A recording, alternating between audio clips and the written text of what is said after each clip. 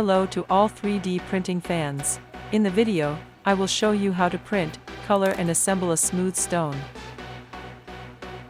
Use standard settings for PLA material.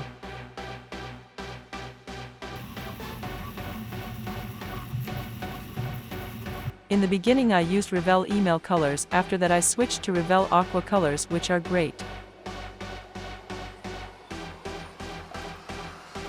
I glued all the parts together with silicone glue. To make the walls of the cube perpendicular to each other, use the fixture.